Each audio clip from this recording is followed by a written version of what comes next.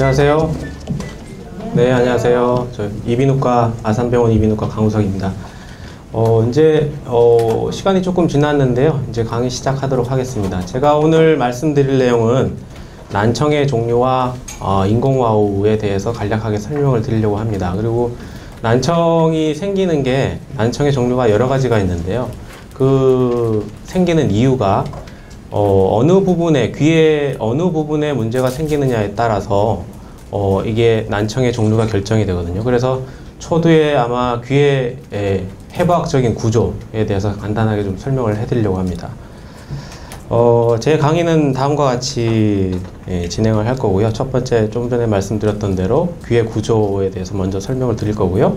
그 귀의 구조에서 어떤 부분이 문제가 생기면 이러한 난청이 생기느냐, 난청의 종류와 원인 질환, 그리고 그 난청의 종류별로 어떻게 치료를 할 수 있느냐, 수술적인 치료가 가능하냐, 아니면 보청기냐, 아니면은 이식형 보청기냐, 인공와우냐, 이런 것들에 대해서 총괄적으로 설명을 좀 해드리려고 합니다.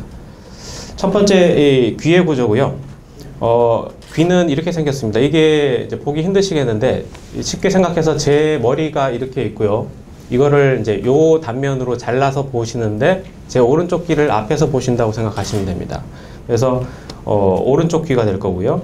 바깥쪽에 웨이도 바깥쪽에는 이개, 그러니까 귓바퀴가 있죠. 귓바퀴는 이제 연골로 구성이 되어 있고요. 연골 위에 얇은 피부가 덮여 있습니다. 그래서 소리를 집약해주는 역할을 하죠. 이렇게 우리가 귀가 잘 안 들릴 때 손 뒤에다 이렇게 귀를 대면 훨씬 잘 들리죠. 그거랑 마찬가지입니다. 이게가 소리를 모아주는 그런 역할을 하는 것이고요. 그 다음에 이제 여기가 귓구멍이죠. 웨이도라고 표현을 하고요. 웨이도는 이제 뒤쪽에서 설명을 하겠지만 바깥쪽에는 연골 부분으로 되어 있고 안쪽 부분은 이제 골부로 되어 있습니다. 뼈로 되어 있는데 면봉으로 이제 귀를 살살살살 이렇게 파시다 보면은 겉에 부분은 좀 세게 해도 안 아픈데 안쪽에 골부 쪽에를 이렇게 날카로운 걸로 찌르거나 하면 굉장히 통증을 느끼실 겁니다. 그게 이제 피부가 얇고 감각이 이제 이쪽은 훨씬 센시티브하죠. 그래서 건드리면 아프게 됩니다. 그리고 전체적으로 이제 귀는 웨이, 중이, 내이로 구성이 되어 있고요. 좀 전에 지금 제가 설명드린 거는 웨이를 설명을 드린 것입니다. 웨이의 가장 안쪽 경계는 고막입니다. 고막을 통해서 이제 소리가 집약이 되거든요. 고막의 모양은 이게 접시 모양으로 되어 있어요. 그 위성 그 안테나를 보신 적 있을 텐데 이렇게 오목하게 들어가 있죠, 가운데가. 그래서 소리가 그쪽으로 집약이 돼서 에너지를 갖다가 좀 더 효율적으로 전달을 할 수 있게 그런 모양으로 생겼습니다. 그리고 안쪽에는 듣는 뼈, 이제 청소골이라고 표현을 하기도 하고 요새는 한글 이제 이소골이라고 표현을 하기도 합니다. 듣는 뼈가 첫 번째, 두 번째, 세 번째 각각 추골, 침골, 등골로 이제 한글로 표현이 되어 있고요.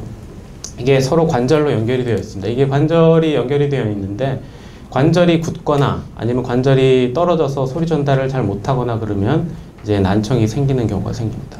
그래서 이 세 개의 이소골이 있는 이유는 이게 이제 지렛대의 원리로 소리를 증폭시켜 주는 거예요. 아까 제가 첫 번째 설명을 해드렸듯이 고막이 이렇게 소리를 모아주고요. 그 모아준 소리 에너지를 이 이소골을 통해서 전달을 하게 되는데 이소골이 서로 세 개가 관절로 연결되어 있으면서 지렛대의 원리로 소리를 더 증폭시키게 됩니다. 그리고 또 하나는 이제 고막의 넓이와 이 이소골 바닥에 있는 등골의 바닥뼈, 등골 족판이라고 이제 표현을 하는데요. 그 두 개의 면적의 차이 때문에 커다란 데를 통해서 소리가 집약된 다음에 조그만한 데로 그 에너지가 아주 그 효율적으로 집중이 되기 때문에 에너지가 증폭이 되는 것이죠. 이 세 가지 메커니즘을 통해서 중위에서 이제 소리를 증폭을 시키게 되는 것이고요. 소리를 왜 증폭시켜야 되느냐? 소리는 증폭해서 크게 들으면 좋죠. 근데 그 이유는 우리가 수영장 같은 데 가서 물속에 들어가 있으면 밖에서 사람이 불러도 잠수했을 때는 잘 안 들리죠. 그거는 바깥에 있는 소리가 공기를 통해서 진동을 해서 전달되다가 물속이라는 이제 물리학적으로는 매질이 다르다라고 얘기를 하는데요. 공기에서 물로 넘어갈 때 에너지의 소실이 굉장히 크기 때문에 소리가 전달이 잘 안 되는 것입니다. 그래서 이 바깥쪽에서 소리가 공기를 통해서 막 전달되고 웨이도를 통해서 고막에 전달되고, 그리고 아까 소리가 집약된 소리를 이소골을 통해서 뇌 쪽으로 전달하게 되는데, 뇌 안쪽에는 림프액이 차 있습니다. 그러니까 아까 말씀드렸듯이 공기에서 물로 소리가 전달이 돼야 되기 때문에 에너지가 확 떨어지게 되는 거죠. 그래서 그 에너지가 떨어지는 걸 극복하기 위해서 중이가 이런 세 가지 아까 말씀드렸던 메커니즘을 통해서 그 소리를 증폭시키게 되는 것입니다. 굉장히 과학적으로 몸이 만들어져 있어요. 생각보다. 그래서 요까지가 이제 중이가 되는 것이고요. 이제 인공와우에 관련된 거는 주로 뇌이죠. 뇌이 쪽에는 이제 인공와우의 전극이 들어가는 가장 오늘 관심사가 될 와우가 있고요. 그 외에 세방고리관, 그 다음에 전정, 이렇게 어지럼증의 평형 감각을 갖다가 담당하는 그런 기관들이 각각의 귀에 다 있습니다. 그리고 이 와우에 이제 청신경이 연결되어 있어서 그 와우에 있는 유모세포에서 소리를 전기 신호로 바꿔서 신경을 자극하게 되면 신경을 따라서 이제 전선을 통해서 쭉 올라가면서 머리 쪽으로 정보가 올라가게 되고요. 그 정보를 머리에서 해석을 해서 소리를 판별을 하고 말소리를 인지를 하게 되는 것입니다. 이게 이제 귀의 구조고요. 이게 귓바퀴만 해도 이렇게 여러 가지 해부학적 구조들이 많습니다. 이런 것들은 이제 일반 분들은 이제 관심이 없으실 거고, 아마 전문의 선생님들이나 이런 선생님들 이렇게 익숙하실 텐데요. 이거는 그냥 보시면 될 것 같고 넘어가도록 하겠습니다. 웨이도는 이렇게 생겼고, 아까 말씀드렸듯이 골부, 연골부, 바깥쪽에는 연골이 있기 때문에 부드럽죠. 부드럽고 안쪽에는 골부에는 닿으면 아프다고 아까 제가 설명을 해드렸고요. 손가락을 아무리 깊이 넣어도 한 요 정도쯤까지 못 갑니다. 고막을 절대 손가락을 건드릴 수가 없고요. 보통 정상적인 웨이도를 갖고 있으면요. 그래서 고막을 보면 이렇게 생겼습니다. 이게 지금 굉장히 크게 보이지만 제 새끼 손톱 크기 정도의 크기거든요. 고막이 이쪽이 오른쪽이고 이쪽이 왼쪽입니다. 아까 이소골 제가 첫 번째, 두 번째, 세 번째 뼈가 있다고 그랬는데 그 첫 번째 뼈에 이 손잡이처럼 길게 나온 핸들처럼 생긴 이 부분이 고막과 길게 맞닿아 있고요. 고막에서 이제 이게 북이라고 생각하시면 되죠. 북을 둥 치면 이렇게 소리에 진동이 생기면서 북이 떨리잖아요. 그 떨리는 것을 이 핸들을 통해서 안쪽으로 이소골을 통해서 뇌 쪽으로 소리의 에너지를 증폭시키면서 전달을 하는 것입니다. 그래서 요새 내시경이 많이 좋아져서요. 이렇게 안쪽에도 귀의 병변을 자세하게 볼 수 있고 사진을 찍어서 환자분한테 보여드릴 수도 있고 이런 좋은 점들이 많이 생겼고, 최근에 내시경이 더 발달하면서 뇌시경 기수술이라는 새로운 수술 방법들이 생겨서요. 전음성 난청이나 이런 소리 전달이 안 되는 환자들은 옛날에는 귀 뒤를 째고 귀를 제끼고 열고서 크게 보고 수술을 했는데, 요즘은 이제 내시경을 그냥 그 안쪽에다 귓구멍 안에다 넣고 한쪽 이제 모니터를 보면서 얇은 그 기구를 통해서 수술을 갖다 다 할 수가 있습니다. 그래서 바깥쪽에 상처도 나지 않고 환자분의 통증도 좋고 아주 괜찮은 그런 수술 방법들이 고안이 되어 있고요. 좀 전에 보셨던 그 고막을 제거하고 안쪽에 중이를 보면 이렇게 여러 가지 구조물들이 있습니다. 그래서 이게 얼만큼 작냐면은 이게 첫 번째, 두 번째, 세 번째 뼈입니다. 이제 추골, 침골, 등골인데요. 이게 7에서 8mm 정도쯤밖에 안 돼요. 그러니까 1cm가 채 안 되는 것이고요. 맨 마지막에 있는 이 세 번째 뼈의 그 바닥표는 등골 족판이라고 하는데 그거는 2.5에서 3mm밖에 안 됩니다. 그러니까 이만큼밖에 안 되는 거예요. 그거를 이제 실제로 우리가 수술할 때 현미경을 보면서 이렇게 수술이 이제 꼼지락꼼지락 이렇게 수술하는 이제 의사가 그렇게 하는 것이죠. 그리고 또 하나의 중요한 구조물은 앞쪽에서 보시면은 이 앞쪽에 이게 제가 오른쪽 귀를 이렇게 잘라서 앞쪽에서 보시는 거라고 그랬죠. 제 오른쪽 귀의 앞쪽에 중이의 앞쪽 아래쪽에서부터 시작해서 제 코의 뒤쪽 편으로 이렇게 연결되는 이관이라는 구조물이 있는데요. 이 이관이라는 구조물은 이제 뭐 영어로는 유스타키오관이라고도 합니다. 그래서 그거는 이제 코하고 귀하고의 압력을 조절하는 기능을 하고 있고요.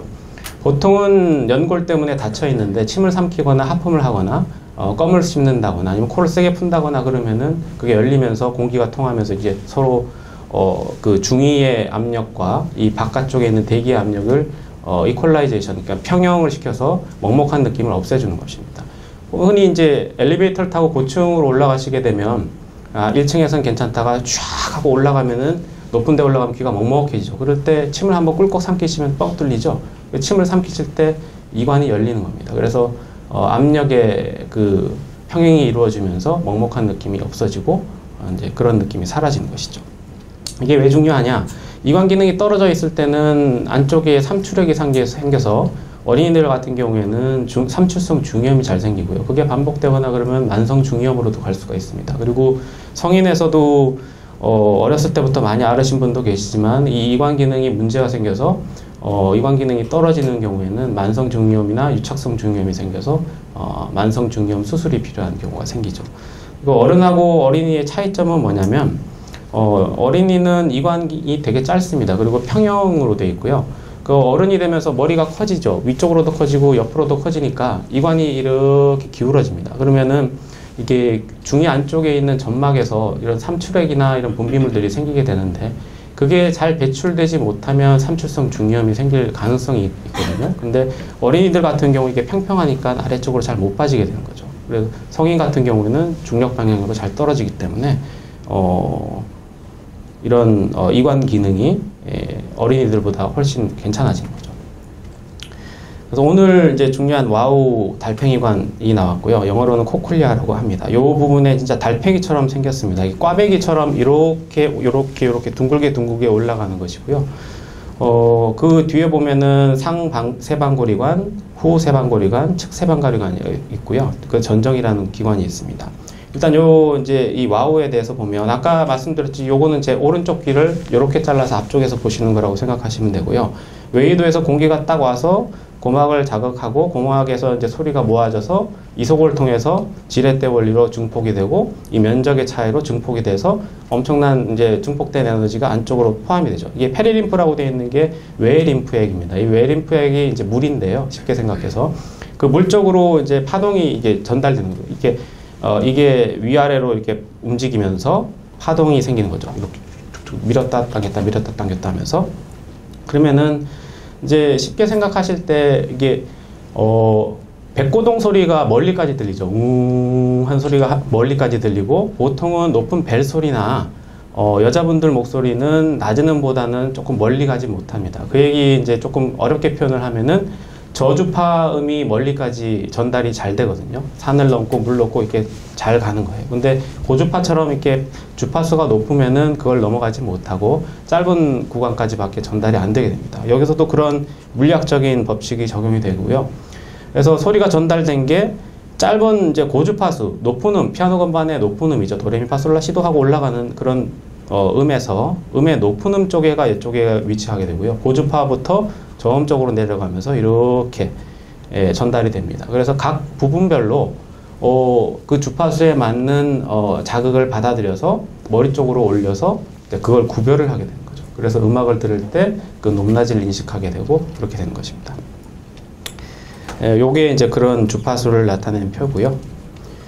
그래서 요거는 그거 와우를 요렇게 지금 요게 요렇게 말려 있는 거거든요. 이렇게 꽈배기처럼 말려 있는 거고, 그거를 이렇게 딱 반을 이렇게 자른 거예요. 꽈배기 빵을 이렇게 반으로 자르게 되면, 요 통이, 요 확대된 통입니다. 그래서 세 개의 구획으로 나누어져 있거든요. 그래서 전정계, 고실계, 이거는 뭐 중간계라고 하기도 하고, 와우관이라고 하기도 합니다. 그래서 여기에 이제 여러 가지 구조물들이 있고요.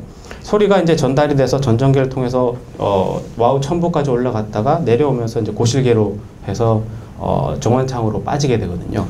그래서 이게 인공와우의 일렉트로드, 그러니까 그 전극이 들어가는 쪽은 고실계 쪽에다 넣게 됩니다. 고실계 쪽에 넣어서 이 신경 쪽에 바짝 붙게 이렇게 혹은 그 신경 쪽을 향하게 해서 전극에서 전기적인 자극이 생기게 되면 그 전기적인 자극을 이 신경에서 인식을 해서 머리 쪽으로 올려서 그걸 소리로 인식을 하게 되는 거죠. 그게 인공와우입니다. 그래서 이제 이 정정계, 고실계, 와우관 이렇게 세 개의 그게 있고요. 실제로는 이제 여기 아까 제가 전정계 쪽으로 그 웨이브, 그 파동이 전달된다고 말씀드렸잖아요. 그 파동이 있고 그 위에 있는 이 막이 있습니다. 막이 있고 그 아래쪽에 유모세포가 외유모세포랑 내유모세포 이게 두 가지가 있는데 이게 떨리는 거죠. 이게 떨리면은 외유모세포가 이렇게 기울어지면서 자극을 받습니다. 이게 기울어지면은 신경 자극을 받게 되거든요. 그러면서 그 신경 자극을 기계적인 그 에너지를 다시 전기적인 신호로 바꿔서 신경을 통해서 머리 쪽으로 올라가게 되는 것이죠. 그래서 굉장히 과학적이죠. 네, 놀랍습니다. 아무튼. 그래서 요 조그마한 부분을 아까 외유모 세포, 내유모 세포 말씀드렸잖아요. 그래서 요 세 개 있는 게 외유모 세포고요. 요 내유모 세포는 요 안쪽에 있습니다. 그래서 기저막이 요 바닥에 있고 요 개막이라는 게 요 사이에 개막이고요. 요 위에 이제 또 막이 하나 있습니다. 그래서 요게 움직이면서 개막이 이렇게 건드려주면 얘가 기울어지면서 이 내유모 세포와 외유모 세포에 자극을 해서 그 신경 자극들이 머리로 올라가서 그걸 해석을 하게 되는 것입니다.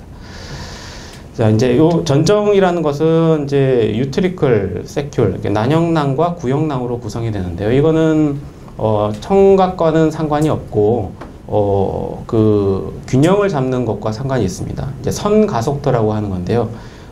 구형낭 같은 경우에는 수직 방향의 선가속도를 얘기를 합니다. 그래서 엘리베이터를 타고 위로 확 올라갈 때 내가 올라가고 있구나, 혹은 엘리베이터를 타고 밑으로 내려갈 때 확 떨어지면서 내가 밑으로 가고 있구나, 이런 가속도를 갖다 느끼게 되는 것이고요.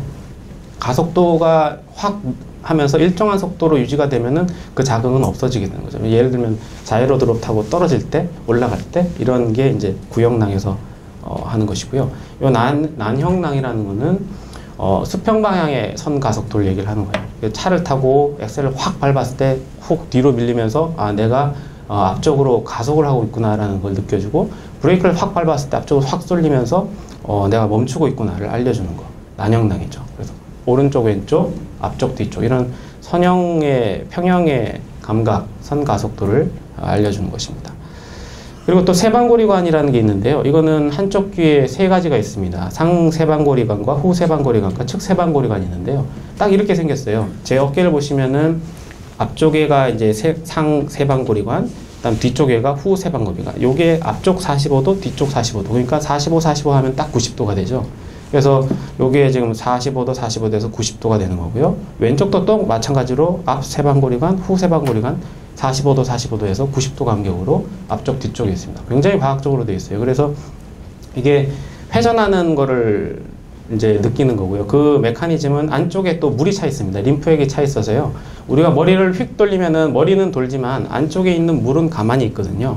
그래서 물은 가만히 있으면서 안쪽에 있는 아까 유모세포라고 말씀드렸던 그런 비슷한 세포가 여기도 또 있습니다. 그래서 그 위에 있는 칼슘들이 이렇게 중력 관성 때문에 딱 멈춰져 있으면 이 물이 출렁하면서 내가 머리가 이쪽으로 돌고 있구나라는 자극을 갖다 느끼게 하는 것이죠. 그래서 회전 자극을 느끼게 하는 세방고리관이라는 기관이 있어요. 양쪽에 3개씩 양쪽 다 합치면 이제 6개의 세방고리관이 있습니다.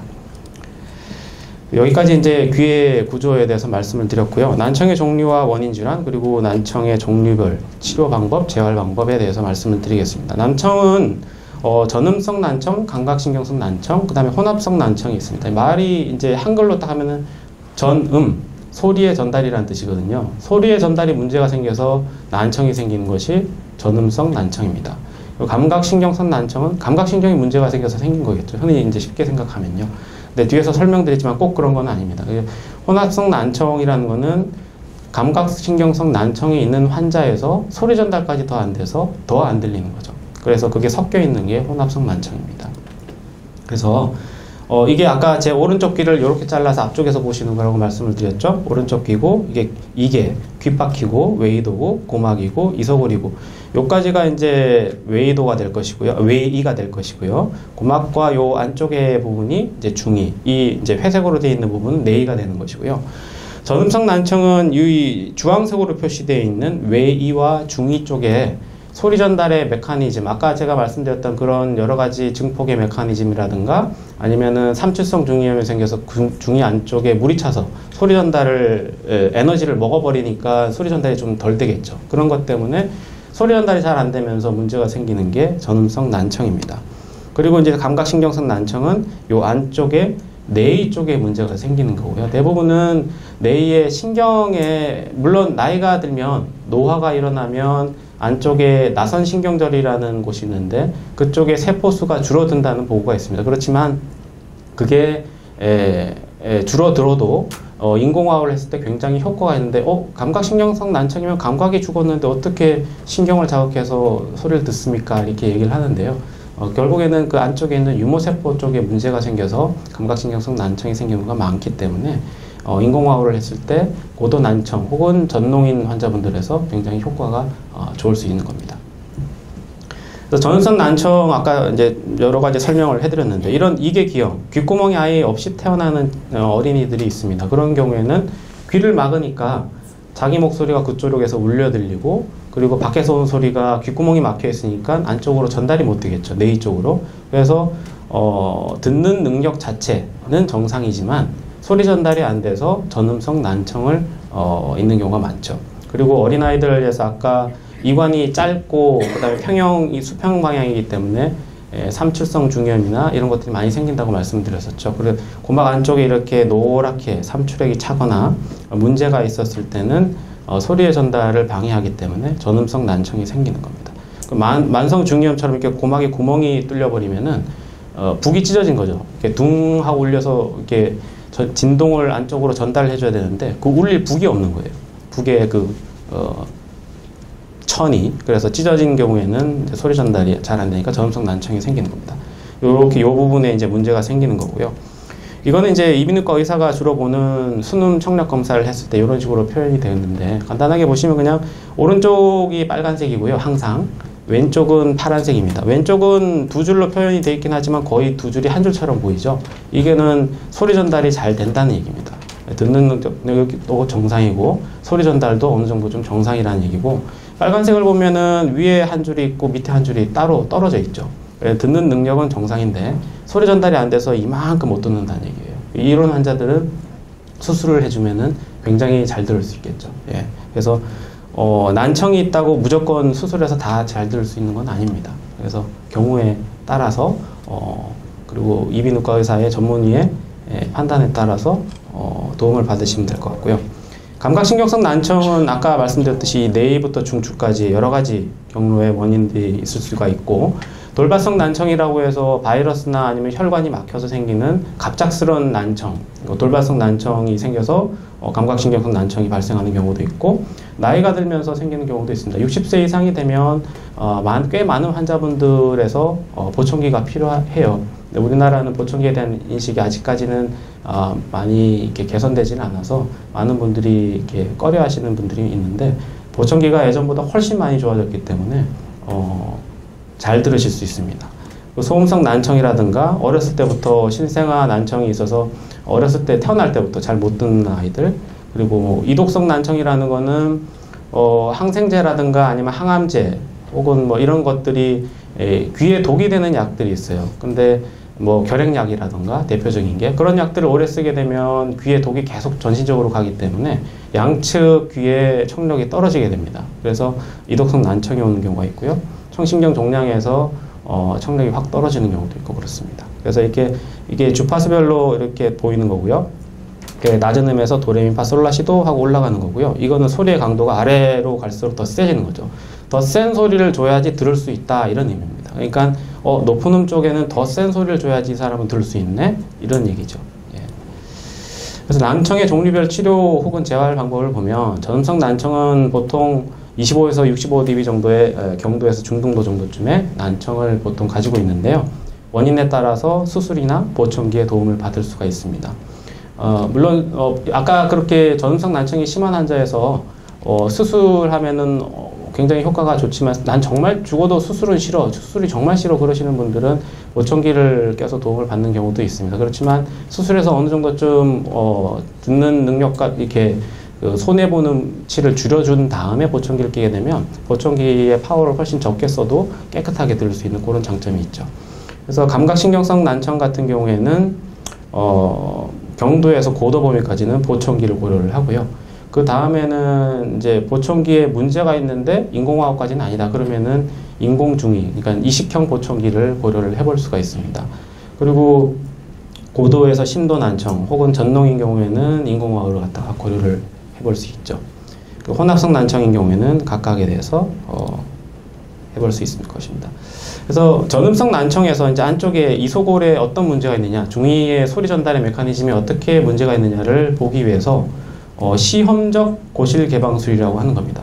CT는 찍어서 이소골이 첫 번째, 두 번째, 세 번째 이소골이 연결이 잘 돼 있나, 주변에 염증이 있나, 염증 반응의 흔적이 있나, 이런 것들을 볼 수는 있으나 그게 굳어 있나 안 굳어 있나는 알 수가 없습니다. 물론 다른 검사를 통해서 알 수 있는 청력 검사들이 있긴 하나, 이제 수술장에 들어가서 직접 수술하시는 이제 그 서전이 직접 만져보고 판단을 해서 문제가 되는 이소골을 제거하거나 그런 문제가 되는 원인들을 제거한 다음에 그 청력의 메커니즘을 개선시켜 주겠다라는 게 이 수술의 목적이고요. 그래서 전음성 난청이 있는 환자에서 주로 이제 실시를 하게 됩니다. 아까 말씀드렸듯이 요새는 뭐 내시경 귀 수술 많이 하니까요. 귀 안쪽으로 다 할 수가 있습니다.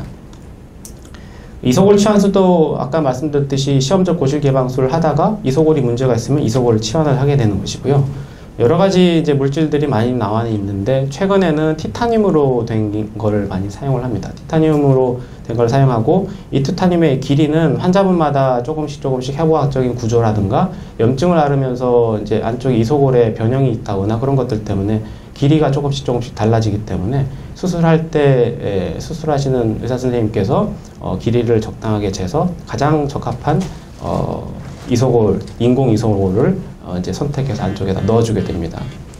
그래서 이런 식으로 이제 안쪽에다 넣어주게 되는 것이고요.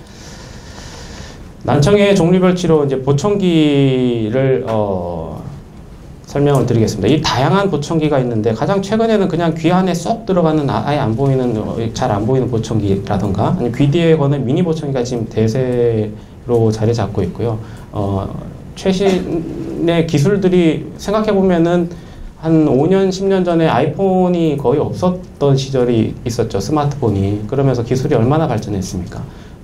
보청기도 이런 기술들이 굉장히 많이 발전했기 때문에 옛날에 보청기 있으면서 불편감을 느꼈던 것들이 상당 부분 해소가 됐고 그런 것들에 그러니까 예전에 대한 안 좋은 인식들을 버리고 보청기가 필요한 환자분들은 보청기를 써서 조금 더 편하게 생활을 하시는 것들을 권해드리고요. 최근에 이제 논문 발표들을 보면 보청기를 쓰지 않고 난청이 있는 환자에서 난청이 방치가 됐을 때 치매가 한 2~3배 정도쯤 많이 발생하더라라는 그런 믿을 만한 논문이 발표가 되어 있습니다. 그래서 안 할 이유가 없죠. 예, 제가 안경 쓰는 것처럼 보청기도 잘 안 들리는 소리를 증폭시켜서 그 불편감을 해소해 주는 거기 때문에 보청기를 필요하신 분들은 하시는 게 좋습니다. 그런 내용들이 여기에 지금 나와 있고요. 그래서 이제 청력의 양상에 따라서 보청기의 타입을 결정을 할 수 있고 그 다음에 주파수별로 청력 소실의 정도가 다르기 때문에 어디에 더 우리가 보청기의 파워를 올려야 될지 아니면 어떤 보청기의 특수 기능을 써야 될지 이런 것들은 이제 이비인후과 전문의의 판단에 많이 도움을 받으시면 좋을 것 같습니다. 그 특수목적 보청기가 있는데요. 이거는 골도 보청기인데 좀 전에 설명드렸던 이제 흔히 알고 계시는 우리가 보청기 하면 생각하는 거는 골도 보청기가 아니고 기도 보청기입니다. 그래서 여기다 걸어서 소리를 이제 증폭시켜서 고막을 갖다가 혹은 안쪽에 이제 소리를 크게 증폭시켜서 전해주는 것이죠. 근데 골도 보청기는 그런 공기로 전달되는 메커니즘을 이용하는 것이 아니고 뼈를 통해서 소리가 우리가 전달이 되거든요. 그래서 뼈를 울려주는 거죠. 여기서 뼈를 울려주면 오른쪽 귀가 전혀 못 들어도 왼쪽 귀가 청력이 어느 정도 좀 살아있게 되면 이게 그 두개골을 통해서 이쪽에서 전해진 에너지가 반대쪽 속귀 쪽으로 아까 내이 쪽으로 전달이 됩니다. 그래서 꽤 선명하게 들을 수 있고요. 골도 보청기가 그런 역할을 할 수가 있습니다. 그리고 이제 중이 임플란트라는 것이 있는데 요거는 이제 보청기를 사용을 했을 때 큰 도움을 많이 못 받고 보청기 파워를 너무 높였더니 그 피드백이 생기거나 아니면은 중이나 웨이 쪽에 문제가 있어서 이루가 계속 반복되는 환자. 그런 환자들은 안쪽에 보청기가 있으면은 그 비싼 보청기가 안쪽에서 나오는 이루 때문에 망가질 수도 있고 이루를 치료하느라 보청기를 착용을 못할 수도 있겠죠. 그래서 그런 문제들이 자꾸만 반복되는 환자들은 이제 중이 임플란트를 갖다가 생각해 볼 수가 있습니다. 요거는 넘어가도록 하고요. 그리고 인공와우 이식이죠. 그래서 아까 말씀드렸던 대로 전극을 안쪽에다 집어넣어서 소리를 전기 신호로 바꾸고 그 전기 신호를 그 와우의 중심 쪽에 있는 그 청신경의 가닥으로 연결을 전달을 해주는 것입니다. 전달을 해주면 그 신호를 통해서 이제 전기 신호가 신경을 통해서 머리 쪽으로 전달이 되는 것이죠. 그래서 굉장히 사실 저도 수술을 하는 의사지만 생각해보면 굉장히 신기한 것 같아요. 그걸 어떻게 그 주파수별로 다 해서 이런 생각을 했는지 굉장히 신기하고요. 이 수술을 하게 되면 물론 환자분들마다 다르지만 굉장히 효과가 좋고 삶의 질이 확 달라지기 때문에 적극적으로 도움을 많이 받으시는 게 좋을 것 같고요.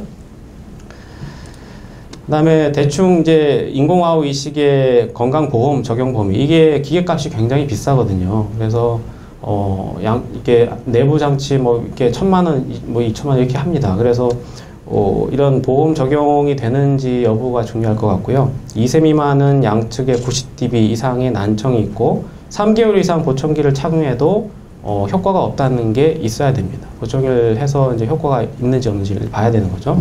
그리고 2세에서 15세 미만까지는 70dB 이상이고요. 그리고 15세 이상에서는 양측 70dB 이상이고 혹은 이상이고 문장언어 평가에서 50% 이하의 점수를 받은 경우에는 정부에서 이런 보조를 많이 해주기 때문에 굉장히 도움을 많이 받으실 수가 있습니다. 그래서 종합적으로 보면 어떤 청각 재활 기기를 사용할 것인가 보면 청각 난청의 정도에 따라서 경도에서 정도쯤의 난청에서는 보청기로 이제 도움을 받을 수도 있을 거고요. 물론 전음성 난청에서는 수술을 고려를 해볼 수 있을 겁니다. 그리고 아까 말씀드렸듯이 보청기의 도움을 잘 못 받거나 기도 보청기를 사용할 수 없는 그런 특수한 상황에 처한 환자분들한테는 이식형 보청기를 사용을 해볼 수가 있고요. 그리고 이제 난청이 더 진행돼서 어떤 보청기도 효과가 없고 삶의 질이 많이 떨어지는 이런 환자분들에게는 인공호흡을 통해서 소리를 갖다 전달해 줄 수 있습니다. 그래서 난청은 전음성 난청, 감각신경성 난청, 그 두 개가 섞인 혼합성 난청으로 구별을 할 수 있고요. 그거는 이제 그 문제가 발생한 위치가 외이와 중이냐 아니면 내이냐에 따라서 그런 전음성 난청이냐 감각신경성 난청이냐가 정해지는 것입니다. 그래서 각각의 질환 특성에 따라서 전음성 난청인 경우에는 시험적 고실개방술이나 이소골 성형술 등을 통해서 이런 소리 전달이 안 되는 메커니즘을 회복시켜주는 거죠. 청각 전달 메커니즘을 개선시켜주는 그런 수술들이 있고요. 그 외에 보청기라든가 그다음에 이식형 보청기 혹은 골도 보청기, 그리고 오른쪽에서 오는 소리를 한쪽에서 오는 소리를 반대쪽으로 넘겨서 성환기 쪽으로 듣게 하는 그런 크로스 보청기, 그런 특수 보청기들이 있습니다. 중위 임플란트도 있고요. 그리고 마지막으로 이제 양측 고도 난청이 있거나 전농이 있는 환자분들에게는 인공호흡 이식 수술을 통해서 이제 그런 망가진 뇌 쪽의 부분을 바이패스를 하는 거죠. 뛰어넘어 버리고 신경을 직접 자극해서 그 소리 전달을 신경을 통해서 머리 쪽으로 전달해주는 그런 메커니즘을 가지고 있는 것이 인공호흡입니다. 네, 제 강의는 여기까지고요. 경청해 주셔서 감사합니다. 혹시 질문 있으시면 네. 수영할 때 물 들어가는 거는요 어디까지 나쁜 거예요? 고막이 뚫려 있는 환자분들도 사실은 외국이나 이런 데 가이드라인을 보면 수영장물은 소독된 물이라고 간주를 하거든요. 그래서 미국이나 이런 서구권에서는 수영장물 정도는 고막에 구멍이 있어도 수영하는 거를 하지 말라고 하지는 않습니다. 그러나 안 하시는 게, 고막에 구멍이 뚫려 있으면 안 하시는 게 좋을 것 같고요. 고막이 있으면 그냥 자동으로 나오나요? 네, 보통은 자동으로 나오고요. 그게 가끔 수영장에 갔을 때 혹은 목욕탕에 갔을 때 귀에 물이 들어가서 먹먹했는데 잘 안 나오면 콩콩콩 뛰잖아요. 그거는 이제 고막하고 그 웨이도의 앵글 쪽에 물이 딱 끼는 경우가 있습니다. 그런 경우에는 그 물 자체가 소리 전달을 방해하기 때문에 귀가 먹먹한 느낌이 딱 드는 것이죠. 그게 이제 전음성 난청이 약간 생긴 상태이죠. 콩콩콩 뛰어서 물이 이제 웨이도 바깥으로 다시 빠져나오게 되면 시원해지면서 다시 깨끗하게 소리가 들리는 걸 경험하셨을 겁니다. 네. 내시경으로 귀 안쪽을 보실 수 있다고 했는데 그 네. 고막 안으로 고막이 있는 그 안으로 내시경을 어떻게 집어넣습니까? 고막 안쪽으로 사실 내시경을 집어넣는 거는 환자 귀의 웨이도가 조금 커야 될 거고 고막의 천공이 조금 커야 될 거고요. 보통 그런 경우에는 외래에서는 그렇게까지 안쪽까지는 들어가지는 않고요. 왜냐하면 우리가 CT를 찍기 때문에. 그래서 CT를 찍어서 안쪽에 상황이 어떤 염증이 있는지 그런 경우에 이제 도움을 받을 수가 있는 것이고요. 수술장에서는 안쪽을 직접 보면서 해야 되기 때문에 고막을 고막에 구멍이 났든 어쨌든 그 부분을 앞쪽으로 제낀 다음에 깊숙이 집어넣어서 뒤쪽까지 보기도 합니다. 그래서 난청이 갑자기 왔는데요. 네. 양쪽이 다 왔는데 보청기 해도 음악 감각을 전혀 없는 것 같아요. 네. 수술을 해도 되는 건지 그런 감각이 전혀 없거든요. 음악 감각이요. 그렇죠. 그게 보청기가 많이 발달을 하긴 했는데요. 8kHz 이상의 아주 고음들은 증폭을 아직 완벽하게 못합니다. 제가 사실 안경을 껴도 제가 20대에도 안경을 꼈지만 그때의 시력하고 이런 조그마한 물건들을 보는 거는 그때보다 많이 떨어졌을 거거든요. 그런 것과 마찬가지로 그 상태에서 자기가 갖고 있는 능력에서 안경을 껴서 조금 보조를 해주는 거거든요.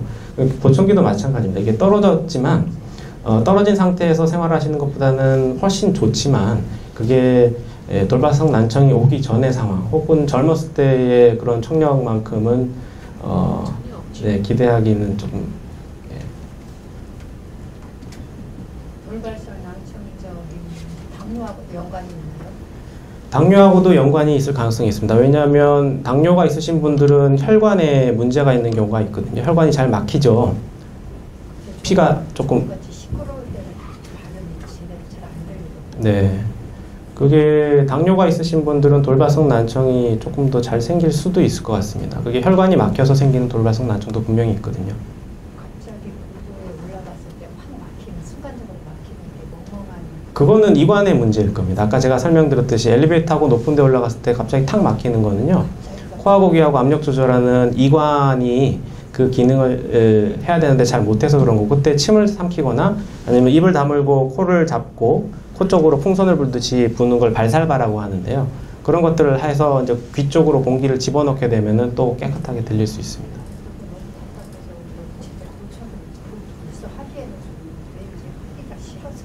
네. 보청기를 사실 필요한 환자분들은 안 하실 이유는 없습니다. 돌발성 난청은 보통은 바이러스 때문에 생긴다고 많이 보고가 되어 있고요. 아까 말씀드렸듯이 그 귀 쪽으로 가는 모세혈관이 막힌다거나, 그래서 이제 그쪽의 세포들이 죽어서 청력이 떨어지는 경우가 있고요. 그리고 청신경에 그 청신경 종양이 생겨서 갑자기 청력이 떨어지는 경우도 있습니다. 또 질문 없으시면 여기서 마치도록 하겠습니다. 감사합니다.